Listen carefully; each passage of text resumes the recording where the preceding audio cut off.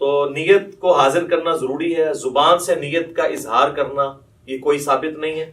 البتہ نیت کو ذہن میں حاضر کرنا کہ میں اس وقت کون سی نماز پڑھنے جا رہا ہوں، کس وقت کی نماز پڑھنے جا رہا ہوں، اور کتنی رکعتیں پڑھنے جا رہا ہوں، نوافل پڑھنے جا رہا ہوں یا فرض نماز پڑھنے جا رہا ہوں، یہ ضروری ہے. ادروائز پھر نماز نہیں ہوگی. اور جب آپ قبلہ رخ کھڑے ہوں، اب ہم تو ڈسکس کر رہے ہیں انڈیویجول کی نماز. جب امام کے پیچھے نماز پڑھنی ہے اس کا پروٹوکول تھوڑا بہت جو ڈفرنٹ ہے، صف سیدھی کرنے کے اعتبار سے انشاءاللہ ہم پریکٹیکلی کریں گے آپ سب لوگوں کو کھڑا کر کے انشاءاللہ تعالی. انڈیویجول جب کھڑے ہوں گے نماز کے لیے تو آپ نے اپنے پاؤں اتنے کھول لیں کہ نارمل جس کو کہا جاتا ہے، یعنی اگر میں اپنے اس بازو سے ایک سیدھا پرپینڈیکولر ڈرا کروں تو وہ سیدھا جا کے میرے پاؤں کے ایج کو پہنچے. نہ بہت زیادہ پاؤں کھول لیں اور نہ بہت زیادہ بہت کم.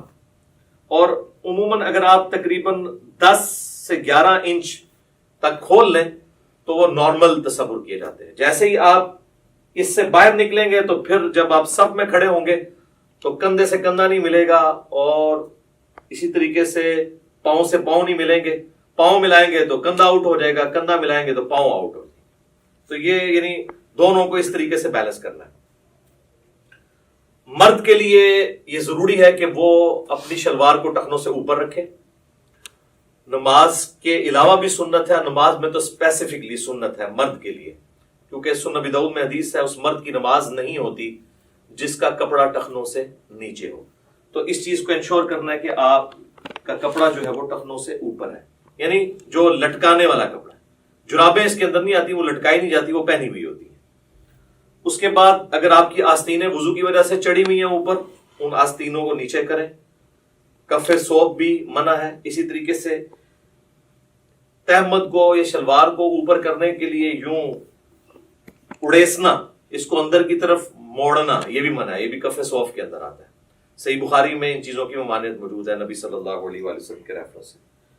تو اس اعتبار سے ان ساری چیزوں کو دیکھ لینا ہے. پھر آپ نے قبلہ رخ کھڑے ہونا ہے اس حال میں کہ آپ جب قیام کے لیے اپنے ہاتھوں کو بلند کریں تو آپ کے یہ چیز ذہن میں ہونی چاہیے کہ میں اللہ تعالیٰ کے سامنے ہینڈز اپ کرنے جا رہا ہوں. یہ رفع الیدین کا ایک فلسفہ ہے، اور یہ جب ذہن میں ہوگا تو پھر نماز کے اندر خشوع خضوع بھی نصیب ہوگا انشاءاللہ تعالیٰ. رفع الیدین کیسے کرنا ہے؟ اپنے ہاتھوں کو نارملی بلند کرنا ہے. یعنی اس کونی کو اگر ہم پیوٹ مانیں تو یہ کونی اگر ہم یوں رکھتے ہوئے اپنے ہاتھ کو یوں بلند کریں تو آپ دیکھیں گے کہ میری جو انگلیاں ہیں وہ کانوں کی سیدھ میں آ گئی ہیں، سائڈ سے جا کے دیکھیں، اور میری ہتھیلی جو ہے وہ کندھے کی سیدھ میں آ گئی ہے. یہ سنت طریقہ ہے.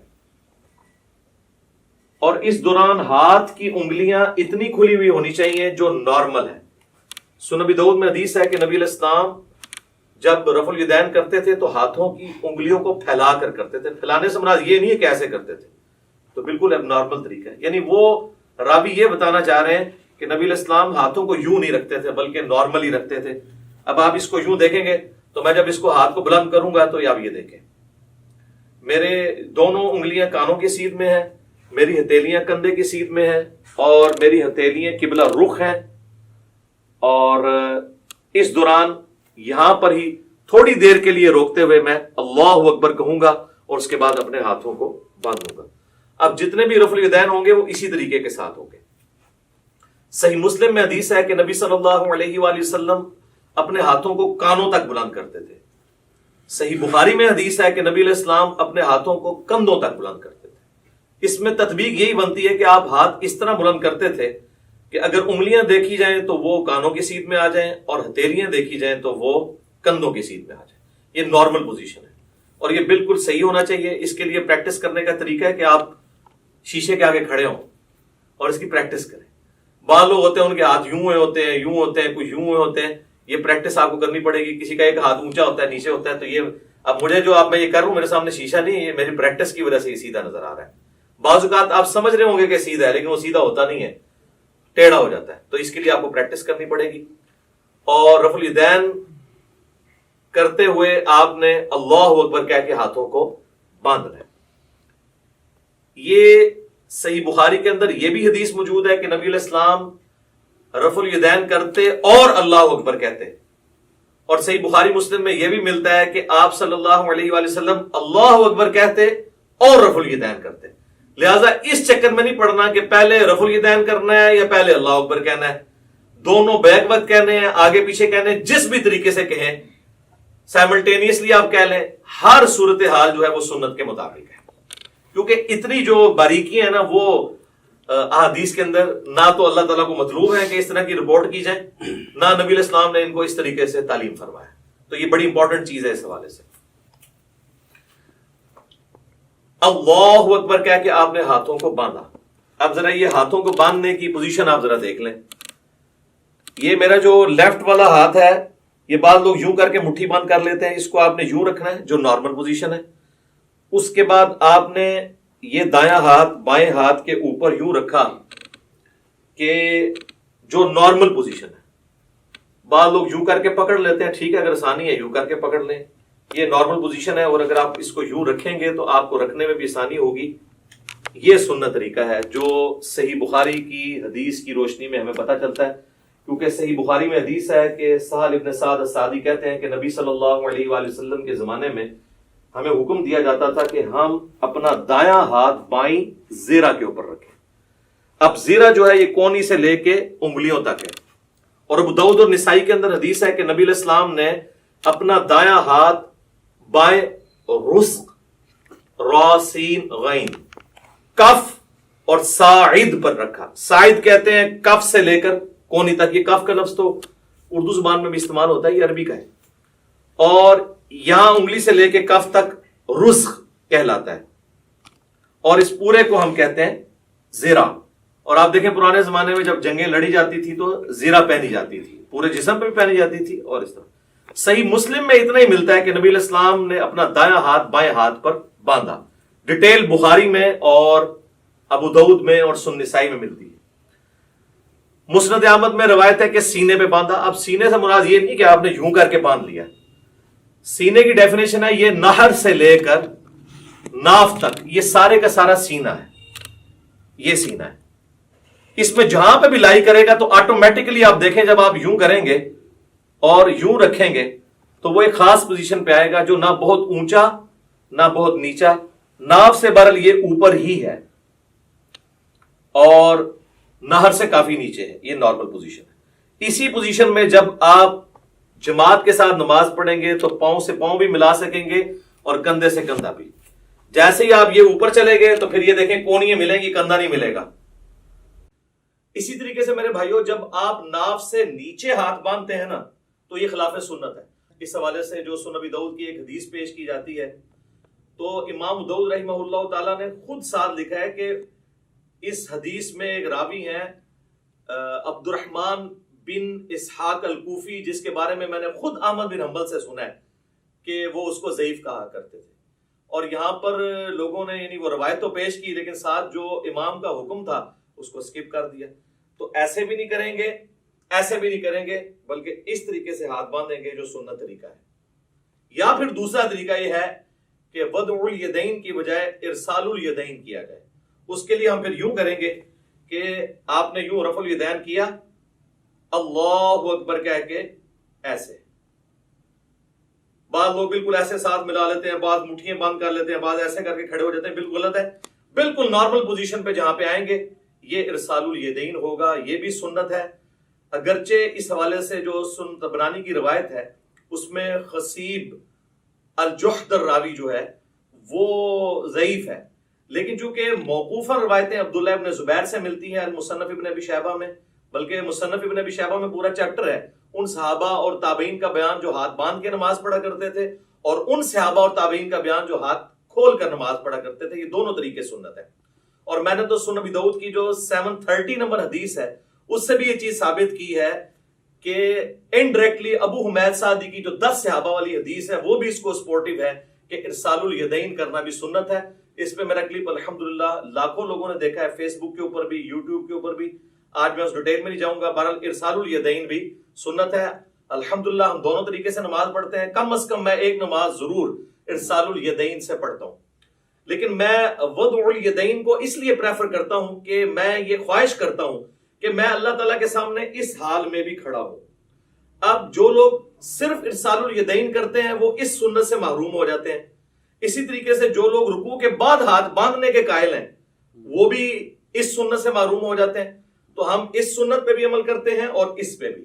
رکوع سے پہلے یوں اور رکوع کے بعد ارسال الیدین، اس پہ تو اجماع ہے اہل سنت کے تمام مکاتب فکر، حنفی، شافعی، مالکی، حنبلی اور اہل حدیث بھی. یہ تو چند علماء عرب ہیں جنہوں نے یہ کام ڈالنا شروع کیا رکوع کے بعد ہاتھ باندھنے والا. اس پہ تو اجماع امت ہے اور میں نے دلائل کے ساتھ ثابت کیا ہے. صحیح بخاری میں اس کے اشارے موجود ہیں، سنن ابی داؤد کے اندر ابو حمید سعدی والی حدیث میں اس کے اشارے موجود ہیں کہ ارسال الیدین کیا جائے گا رکوع کے بعد. تو لہٰذا دونوں طریقے سنت ہیں. ارسال الیدین سے ہم نماز پڑھتے ہیں، فرض نماز پڑھتے ہیں، سنیوں کی مسجد کی پہلی صف میں پڑھتے ہیں چاہے کسی کو برا لگے. الحمدللہ، مطلب اس میں تو کوئی آر نہیں ہمیں اس بات کو کرنے میں. تو ارسال الیدین بھی سنت ہے اور وضع الیدین بھی سنت ہے. تو آپ اچھا بعض لوگ جو ہے نماز شروع کرتے ہی اللہ اکبر کہہ کے یوں ہاتھ چھوڑ دیتے ہیں اور پھر یوں ہاتھ باندھتے ہیں، یہ بھی خلاف سنت ہے. آپ نے ہاتھ چھوڑنے ہیں تو چھوڑ کے نماز پڑھیں، یہ بھی سنت ہے. اور آپ نے ہاتھ باندھنے ہیں تو باندھ کے نماز پڑھیں تو وہ بھی سنت ہے. لیکن یہ یوں کر کے یوں نہ کریں. اس کے بعد پھر آپ اللہ اکبر کہتے ہوئے اگلے رکن میں جائیں گے اور رفع الیدین کرتے ہوئے اسی طریقے سے، اور وہ ہے رکوع. یوں دیکھیں، اللہ اکبر.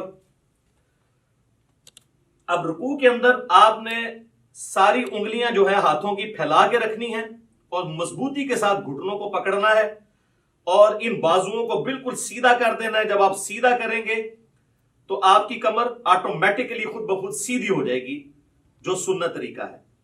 اور آرام سے یہاں پہ آپ تسبیحات کریں گے اور اس کے بعد سکون سے پھر آپ تسبیحات پڑھنے کے بعد جو میں بعد میں بتاؤں گا، سمع اللہ لمن حمدہ، ربنا ولک الحمد حمدا کثیرا طیبا مبارکا فیہ.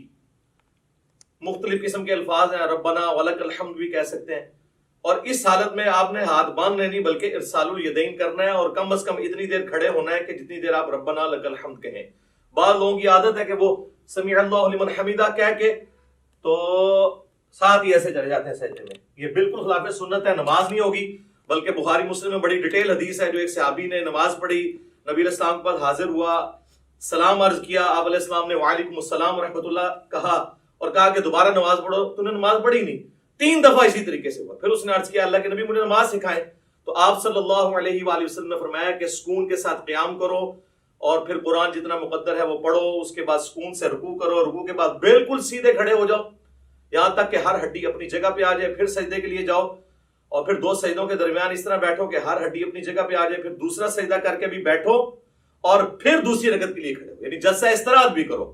یہ صحیح بخاری میں 6251 نمبر حدیث ہے، جس کے تحت میں سمجھتا ہوں کہ علماء عرب نے جو جلسہ استراحت کو چھوڑ دیا یہ خلاف سنت ہے ان کی نماز. ربنا لک الحمد بھی کہہ سکتے ہیں، اللہم ربنا ولک الحمد بھی کہہ سکتے ہیں، جو بھی وہ انشاءاللہ میں پریکٹیکل جب کروں گا تو آپ کو پتہ چل جائے گا. اس کے بعد آپ نے سجدہ میں جانا ہے اور اس کے لیے سنت یہ ہے کہ آپ نے پہلے ہاتھ لگانے ہیں، اس کے بعد گھٹنے لگانے ہیں. اور نبی علیہ السلام کی حدیث ابو داؤد میں موجود ہے، آپ صلی اللہ علیہ وآلہ وسلم نے فرمایا کہ اونٹ کی طرح مت بیٹھو. اور بعض لوگ کہتے ہیں جی اونٹ تو بیٹھتا ہی اس طرح کے پہلے ہاتھ لگاتا ہے پھر گھٹنے. تو میں اس پہ اکثر کہتا ہوں کہ نبی علیہ السلام نے اونٹ بٹھایا ہوا ہے، اس میں آگے الفاظ موجود ہیں پہلے ہاتھ لگاؤ بعد میں گھٹنے.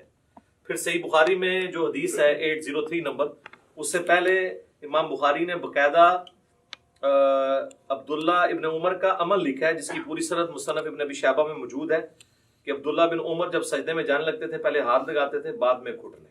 لہذا علماء عرب جو نماز پڑھتے پہلے گھٹنے لگاتے ہیں یہ سنت سے دور ہے ایز کمپیئر ٹو اس عمل کے جو ہم کرنے لگے ہیں.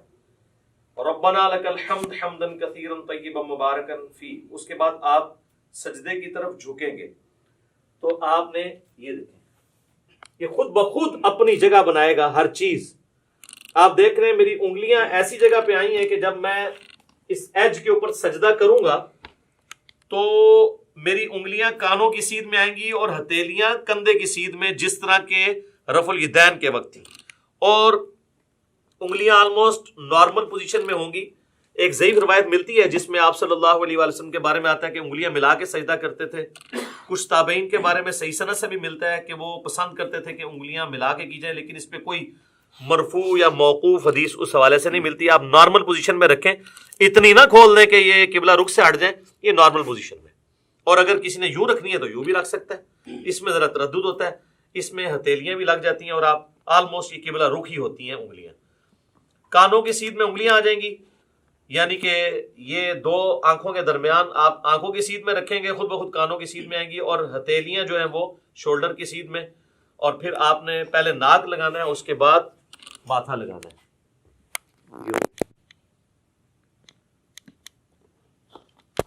اسی حالت میں سجدے کی تسبیحات آپ نے پڑھنی ہے, سبحان ربی الاعلی یا باقی تسبیحات انشاءاللہ پڑھ کے بتا دوں گا. اور پاؤں کی انگلیاں قبلہ رخ ہونی چاہیے, دونوں ایڑیاں آپس میں جڑی ہوئی ہوں, اور ہاتھ جو ہیں وہ پہلوؤں سے الگ ہوں, رانے جو ہیں وہ پنڈلی کے جوڑ سے الگ ہوں نارمل پوزیشن کے اوپر. اور ادھر سے اگر یعنی اس میں گیپ بھی موجود ہونا چاہیے. سب سے افضل طریقہ تو یہی ہے کہ تھوڑا اور بڑا کر لیا جائے سجدہ یوں کر کے, لیکن وہ آج کل ہماری صفحے جو ڈیزائن ہے اس میں وہ بڑے والا سجدہ نہیں ہوتا جو بخاری مسلم میں آتا ہے کہ بکری کا بچہ بھی گزر سکتا تھا, وہ اعلیٰ ترین درجہ ہے. جس چیز سے منع کیا گیا نا وہ یہی ہے کہ آپ نے, بخاری مسلم میں آتا ہے کہ کونیاں زمین پہ کتے کی طرح نہیں یوں بچھانی, اور ظاہر ہے اس حکم میں مرد و عورت دونوں ہی شامل ہیں نماز کے طریقے کے اعتبار سے. تو اس کو اٹھا کے رکھنی ہے اور پہلوؤں سے الگ رکھنا ہے, پیٹ سے نہ ٹچ کریں, پیٹ جو ہے وہ یہ رانوں سے الگ رہے, اور ران اور پنڈلی کا جوڑ جو ہے یہ الگ الگ رہے. اس حالت میں آپ نے سجدہ کرنا ہے. تو یہ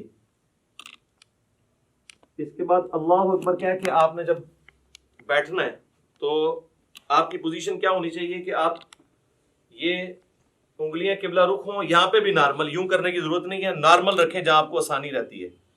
اس طریقے سے بھی سنت ہے. صحیح مسلم کے اندر یہ طریقہ بھی آیا ہے اور صحیح مسلم کے اندر یہ طریقہ بھی آیا ہے. یہ دونوں طریقے سنت ہے. یہاں پہ مشہور ہے کہ جی وہ اگر کسی کی انگلیاں یوں نیچے ہو جائیں تو اس کی انگلیاں کاٹ دی جائیں, جبکہ صحیح مسلم میں کہ نبی علیہ السلام جب آخری رکعت میں تورک بیٹھتے تھے, جو میں اینڈ پہ بتاؤں گا, تو اپنے بائیں ہاتھ سے اپنے گھٹنے کو لقمے کی طرح پکڑ لیتے تھے.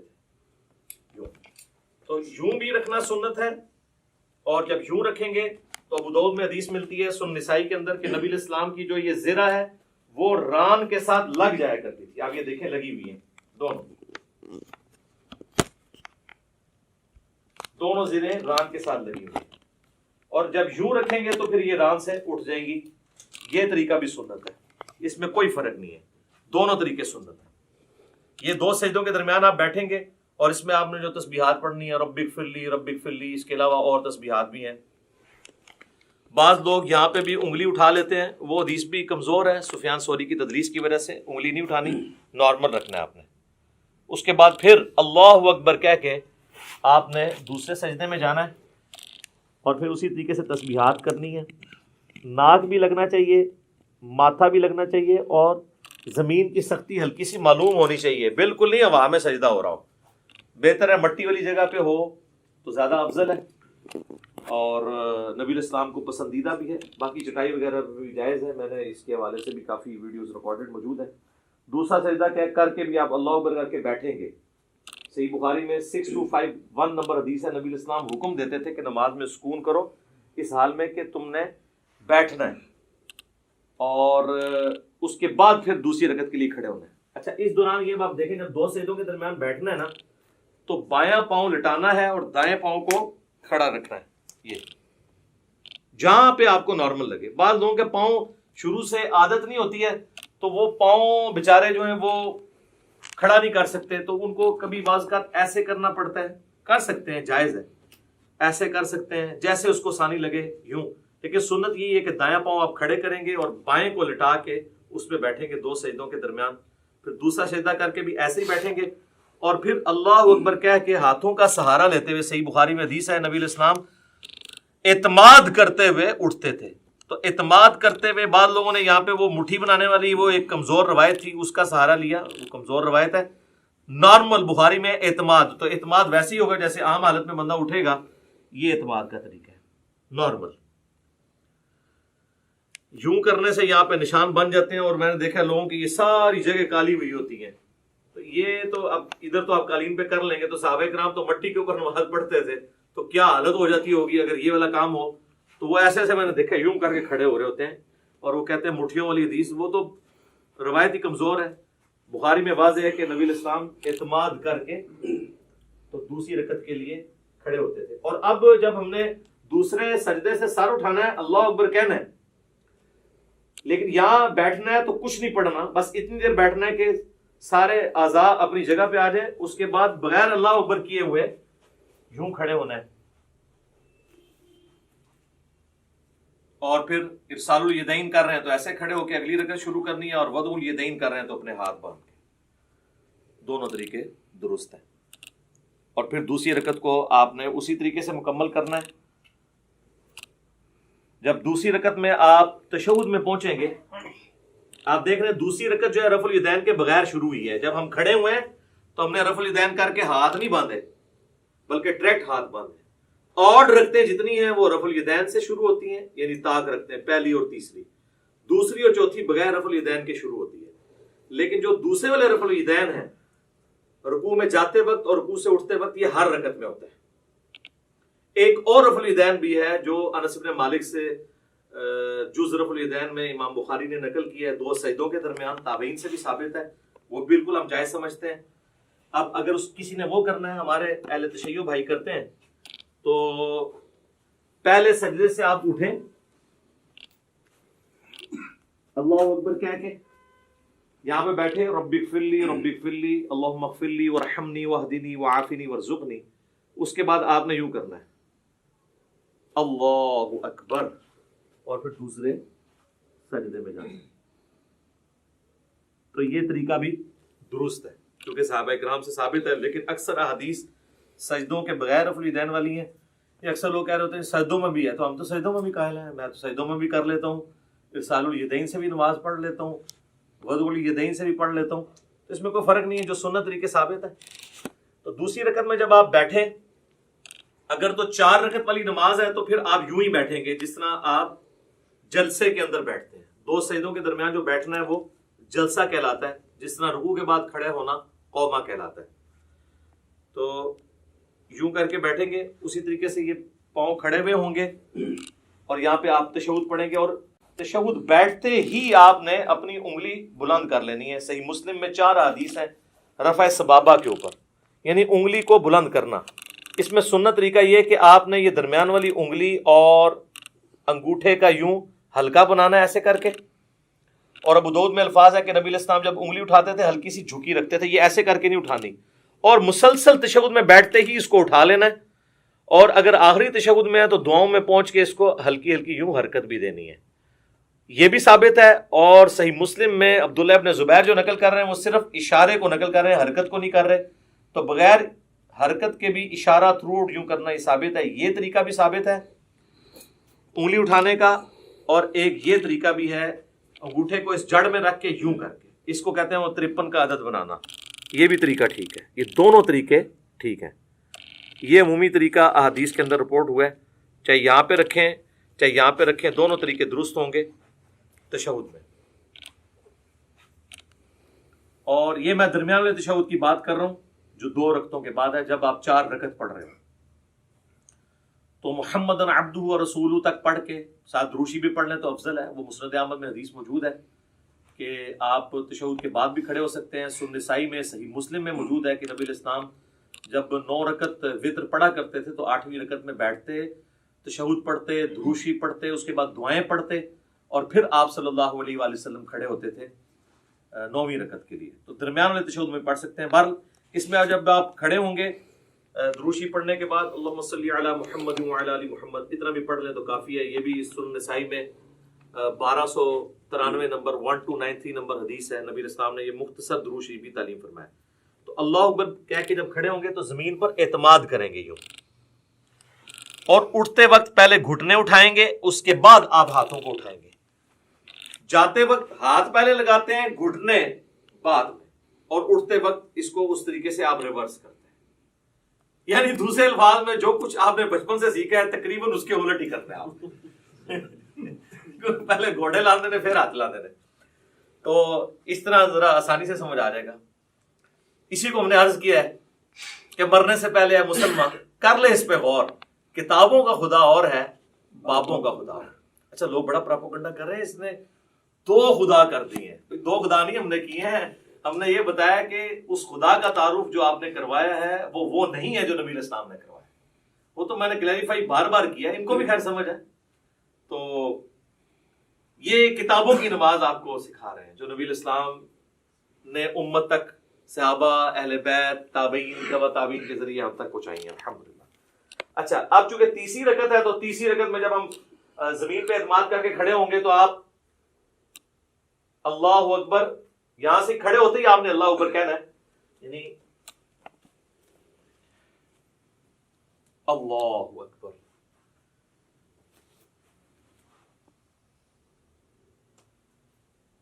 پھر وضع الیدین کر لینا ہے، یا اگر آپ نے ارسال الیدین کرنا ہے تو آپ یوں کر لیں. اور پھر تیسری رکعت میں جو پڑھنا ہے وہ انشاءاللہ میں پریکٹیکلی پڑھ کے بھی بتا دوں گا. سب کو پتہ ہی ہے، ہم تو پوسچرز اس وقت ڈسکس کر رہے ہیں کیسے بنانے. تیسری رکعت بھی اسی طریقے سے ہوگی، اور تیسری رکعت میں بھی دوسرا سجدہ کرنے کے بعد جلسے میں بیٹھ کے، جسے جلسہ استراحت کہتے ہیں، پھر آپ نے کھڑے ہونا ہے تیسری رکعت کے لیے اور چوتھی رکعت کے لیے، اور وہ رفع الیدین کے بغیر ہوگی. ڈائریکٹلی ہاتھ باندھیں گے یا ارسال الیدین کریں گے نارمل پوزیشن میں. پھر اسی طریقے سے اللہ اکبر کہہ کے آپ رکوع میں جائیں گے، پھر رکوع سے اٹھیں گے اور ربنا لک الحمد کہیں گے. تو چوتھی رکعت میں جب آپ دوسرا سجدہ کر کے بیٹھیں گے تو صحیح بخاری میں موجود ہے نبی صلی اللہ علیہ وآلہ وسلم تورک کیا کرتے تھے، اور اس میں الفاظ ہیں کہ چوتھی رکعت میں بیٹھتے تھے. اور ابو داؤد میں یہ الفاظ ہیں ابو حمید سعدی والی حدیث کے اندر کہ جس رکعت میں آپ نے سلام پھیرنا ہوتا تھا نا اس میں آپ تورک کرتے تھے. تو اس سے ہمیں یہ بات پتہ چلی کہ چاہے 4 رکعت والی نماز ہے، 3 والی ہے، 2 والی ہے، جس تشہد میں دروشی پڑھنے کے بعد آپ نے سلام پھیرنا ہے اس میں آپ نے تورک کرنا ہے. اور اس میں حکمت بھی ہے کہ اس میں انسان تھکتا نہیں ہے. تورک جو ہے یہ دایاں پاؤں آپ نے بائیں پاؤں کے نیچے سے گزار کے دائیں پاؤں کو آپ نے کھڑا کرنا ہے، اور آپ نے دائیں پاؤں کے نیچے سے بائیں پاؤں کو گزارنا ہے اس حالت میں. یہ تورک ہے. اور آپ یوں بھی کر سکتے ہیں. یہ ابو داؤد میں یہ بھی حدیث ہے کہ نبی علیہ السلام نے اپنے دونوں پاؤں ایک طرف نکال دیے. یہ ایک طرف نکالے ہوئے میں نے دونوں پاؤں. یہ بھی ٹھیک ہے، یہ بھی ٹھیک ہے. اس میں حکمت یہ ہے کہ جب آپ یوں بیٹھتے ہیں نا تو آخری تشہد تو چونکہ نبی علیہ السلام کا بہت زیادہ دعاؤں پہ ہوتا تھا، لمبا ہوتا تھا، اس میں آپ تھکتے نہیں ہیں. اس طرح بیٹھیں گے تو تھوڑی دیر کے بعد آپ کو تھکاوٹ محسوس ہونا شروع ہو جاتی ہے، الا یہ کہ بہت پتلا بندہ اس کو تو فیل نہیں ہوتا. تو یہ درمیان والا تشہد ہے اور یہ آخری تشہد ہے، چاہے وہ فجر کا ہو، مغرب کا ہو، عشاء کا ہو، آخری تشہد اس طریقے سے ہونا ہے. اور اس میں بھی آپ نے اس طرح انگلی اٹھا کے رکھنی ہے. تشہد میں مسلسل انگلی اٹھانی ہے. یہ جو کہتے ہیں اشہد ان لا الہ پہ اٹھاؤ، الا اللہ پہ گرا دو، یہ کوئی ثابت نہیں ہے. یہاں پہ رکھیں یہ بھی سنت ہے. اور یہ صحیح مسلم میں الفاظ ہیں کہ نبی علیہ السلام جب تشہد میں بیٹھتے تو اپنا دایاں ہاتھ جو ہے وہ دانے گھٹنے کے اوپر بائیں گھٹنے پہ رکھ کے اس کو لقمے کی طرح پکڑ لیتے، جو آپ کے بابوں نے آپ کو سکھایا کہ جس کی انگلیاں نیچے ہوں انگلیاں کاٹ دی جائیں. اور یہ وہ سنت ہے جو صحیح مسلم کے اندر ہے. ہر شے ہی پٹھی دسی تانوں. پھر کہتے ہیں ساڈے بابیاں نوں کچھ کہندا ہے، اور کینوں کہاں میں نیوٹن نوں کہاں، جنہوں نے کام پایا انہوں نے کہنا ہے نا. یہ بھی سنت ہے، یہ صحیح مسلم میں یہ بھی سنت آئی ہے، اور یہ مسلسل اٹھا کے رکھنی ہے. اور ابو داؤد میں، نسائی میں آتا ہے کہ جب آپ دعاؤں میں پہنچتے تھے نا تشہد کے اینڈ پہ درود شریف کے بعد تو ہلکا ہلکا اسے یوں حرکت بھی دیتے تھے. اور اس کے بعد جب آپ پورا تشہد دعائیں مانگ لیں گے پھر آپ نے دائیں اور بائیں سلام پھیرنا ہے. اس میں جو امام مسجد حضرات ہیں وہ تو سلام یہی پھیر ہوتے ہیں، السلام علیکم ورحمۃ اللہ، اور دوسرا سلام ادھر کرتے ہیں السلام علیکم ورحمۃ اللہ. یہ بالکل خلاف سنت ہے. آپ نے دائیں طرف والے نمازیوں کو بھی، اور فرشتے ہوں تو ان کی طرف بھی سلام بھیجنا ہے. تو اس کے لیے طریقہ یہ ہے کہ آپ نے پوری گردن موڑنی ہے یوں کر کے، السلام علیکم ورحمۃ اللہ. अस्सलामु अलैकुम व रहमतुल्लाह। अच्छा, अरबियों को एक बड़ा मसला है। अच्छा, अस्सलामु अलैकुम व रहमतुल्लाहि व बरकातहू भी साबित है अबू दाऊद के अंदर, दोनों तरीके दुरुस्त है। अरबी जो है ना, हमारे अजमी लोगों को ना, वो चूंकि इमाम के पीछे हम लोग तो आदत है ना कि इमाम जब पहला सलाम फेरता है ना, तो जब वो रहमतुल्लाह पे पहुंचता है तो हम पहला फेरते हैं, फिर वो दूसरे के रहमतुल्लाह पे पहुंचता है तो हम दूसरा फेरते हैं। अरबी क्या करते हैं कि वो इंतजार करते हैं कि इमाम दोनों तरफ फेरे, अस्सलामु अलैकुम व रहमतुल्लाह, अस्सलामु अलैकुम व रहमतुल्लाह, और उसके बाद वो फेरते हैं। आपने देखा वो अरब के टीवी पे भी जब आपको आवाज आ रही होती है उसकी मुकब्बर की पीछे से, तो और वो ये समझ रहे होते हैं कि हम सही तरीके पे चल रहे हैं, दोनों तरीके दुरुस्त है, क्योंकि आप है तो पीछे ही है ना। जब पहला सलाम फेरा उसके बाद ही आपने भी पहला फेरा ना, तो ये नहीं है पूरा फेरे। अगर उस तरीके से भी कोई करना चाहता है वो भी ठीक है। ये खाम खा लोगों पे फतवे लगाना कि वो इमाम से आप आगे निकले, इमाम से कब आगे निकले? इमाम ने अस्सलामु अलैकुम व रहमतुल्लाह कहा, उसके बाद ही हमने कहा, और इमाम ने जब दूसरा फेरा उसके बाद ही हमने कहा। वो तो हदीस है बुखारी मुस्लिम में कि जो इमाम से पहले रुकू से सर उठाए तो उसे डर जाना चाहिए कि अल्लाह ताला उसका सर जो है वो गधे का ना बना दे। पोस्चर्स में आपने इमाम से पहले कोई काम नहीं करना। बाकी जो बीच में पढ़ना है वो आगे पीछे हो सकता है, वो तो ना आप सुन रहे होते हैं उसकी, ना वो आपकी सुन रहा होता है। कई बार हम तशहुद खत्म करके बैठ जाते हैं, इमाम का तशहुद खत्म ही नहीं होता, उसमें आगे पीछे हो सकता है। पोस्चर्स नहीं आप आगे पीछे कर सकते। और देखें अल्लाह ने नमाज में क्या बरकत रखी है कि नमाज में मुसलमानों की यूनिटी है। कोई फिरका भी दूसरे के पीछे नमाज पढ़ सकता है, क्योंकि बेसिक स्ट्रक्चर सब की यही है 4 रकतों में। पहले क़याम, क़याम के बाद रुकू, रुकू के बाद खड़े होना, उसके बाद सजदे में जाना, 2 सजदों के दरमियान बैठना। और इवन सुन्नी शिया की किताबें तो मुत्तफिक हैं, शिया भी जो है वो जलसा इस तरह आती है, यानी दूसरे सजदे के बाद बैठ के उठते हैं, और अहले सुन्नत भी जो किताब सुन्नत के फॉलोअर्स हैं वो इसी तरीके से उठते हैं। बहरहाल कोई डायरेक्ट उठे या उस तरीके से उठे, दोनों तरीकों में वो एक फिरके वाला दूसरे फिरके वाले इमाम के पीछे नमाज पढ़ सकता है। ये अल्लाह ने नमाज की हिफाजत की है। नमाज की बेसिक स्ट्रक्चर में कोई फर्क नहीं है। वरना तो ये होता कि शिया के क़याम का वक्त है, आपके रुकू का वक्त आ जाए, तो फिर किस तरह एक दूसरे के पीछे पढ़ सके नमाज। तो ये अल्लाह ताला ने कम अज कम बेसिक स्ट्रक्चर जो है, बाकी जो छोटी मोटी चीजें उन पर इख्तलाफ हो सकता है, बेहतरी की तरफ जाना चाहिए। तो ये मैंने आपको एक ब्लूप्रिंट पेश कर दी है, क़याम कैसे करना है, रफ़ुल यदैन कैसे करना है, और इसी तरीके से सजदा कैसे करना है, 2 सजदों के दरमियान बैठना कैसे है, कौन कौन सी चीज पहले लगानी है, कौन सी बाद में, कैसे सहारा लेके उठना है, उंगलियां कैसे रखनी है, सारी चीजें बता दी हैं। अहले तशय्युअ के यहाँ एक रिनाउंड चीज है कि वो जब यानी नमाज का इख्तिताम करते हैं तो 3 दफा अल्लाह अकबर ऐसे ऐसे कहते हैं, तो सलाम नहीं फेरते। लेकिन शिया सलाम फेरने के कायल भी हैं। खामनाई साहब ने नमाज पढ़ाई, साकिब अकबर साहब ने मुझे खुद कहा, मैंने उनके पीछे नमाज पढ़ी, उन्होंने दोनों तरफ सलाम फेरा। दोनों तरीके दुरुस्त है। बाकी अल्लाह अकबर पे तो हम भी मुत्तफिक हैं कि नमाज के एंड पे हम भी बुलंद आवाज से अल्लाह अकबर कहते हैं। बुखारी मुस्लिम में हदीस है कि नबी इस्लाम की नमाज का मुकम्मल होना अल्लाह अकबर की आवाज से, तकबीर की आवाज से पहचाना जाता था। उसके बाद आहिस्ता आवाज से 3 दफा अस्तगफिरुल्लाह और फिर अल्लाहुम्मा अंतस्सलाम व मिनकस्सलाम तबारक या ज़ुल जलाली वल इकराम। जो हमारे ग्रीन और ब्लू कार्ड्स आप पढ़ सकते हैं, सब कुछ मौजूद है उसके अंदर। तो ये बेसिक स्ट्रक्चर थी जिसमें मैंने कोशिश की कि आपको एक ओवरऑल पिक्चर पता चल जाए। अब मैं फिजिकली आपको नमाज पढ़ के भी बताऊंगा ताकि आपको पता चल जाए कि उसमें मैंने ये पढ़ना है और इस तरह पढ़ना है, और कम अज कम इतना पढ़ना है। ज्यादा तो आप जितना गुड़ डालें मीठा होगा। लेकिन उस लेवल पे जाने से पहले मैं आपको एक ब्लूप्रिंट बाकी नमाजों का भी बता देता हूँ। ये तो 4 रकतों का बताया, अगर 2 रकतें होती तो मैं दूसरी रकत में यूं तवरुक बैठ जाता। और अगर वितर की नमाज होती तो वितर का तरीका भी अब हम डिस्कस कर रहे हैं, तो वितर का तरीका भी सेम उसी तरीके से जिस तरह आम नमाज है। 3 वितर नबी इस्लाम की उम्मी सुन्नत है। सही बुखारी में कासिम बिन मोहम्मद बिन अबी बकर, जो सैयदना अबू बकर रज़ियल्लाहु ताला अन्हु के पोते हैं, वो कहते हैं मैंने सहाबा इकराम को 3 रकत वितर पे पाया। अलबत्ता एक में हरज नहीं है। और बुखारी मुस्लिम में वो तो मशहूर हदीस है, रमजान हो या गैर रमजान, अम्मा आयशा कहती है नबी इस्लाम 11 रकत पढ़ते थे, 8 तरावी और 3 वितर, या 8 नफल या तहज्जुद, कुछ भी कह लें। तो 3 वितर का तरीका ये है कि आपने वितर को मगरिब से मुख्तलिफ करना है, क्योंकि अल-मुस्तदरक लिल हाकिम में सही इब्न हिब्बान में मौजूद है, नबी इस्लाम ने फरमाया इसे मगरिब से मुख्तलिफ करो।